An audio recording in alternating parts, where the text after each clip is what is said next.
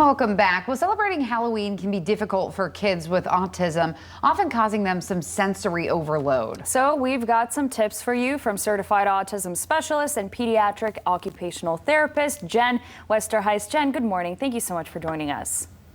Good morning. Thanks for having me. So tell us a little bit about why Halloween can be particularly stressful for children with autism spectrum disorder. Absolutely. So when we think about holidays, I think there's a healthy stress that we all have. There's a lot of excitement, anticipation, but that also comes with a lot of change.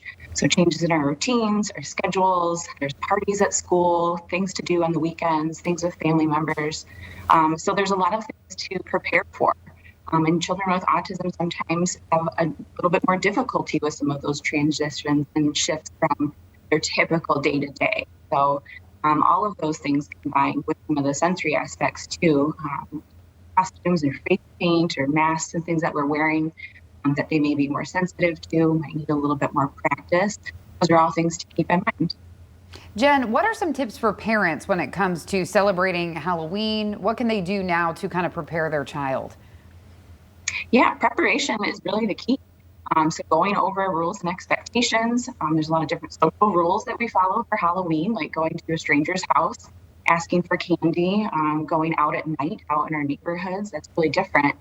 So preparing and talking about those things ahead of time. You can use a social story, something that kind of goes over everything that's to be expected, practicing wearing costumes, walking what the route might be, or if it's a trick or treat, like visiting the site where they're going to be doing the trick or treating.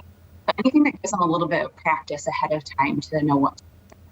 And what about those actually passing out the candy? We've heard of blue pumpkins that represent for families what that means and how they should be careful. But what can those that are actually giving out the candy do to make this easy? Yeah, so there's a lot of different ways to approach that, and some families are very comfortable with the blue buckets and disclosing. Some children are comfortable with disclosing I have autism, and they might wear a badge or present a card or have a sign or something. But it's also something to be aware of that maybe they won't disclose that. So just knowing that there's different skill levels out there that might communicate differently or just reach into the candy bucket, just understanding that. But passing out candy too, you could have a sign on the door or just being more inclusive and accepting of all of those different skill levels.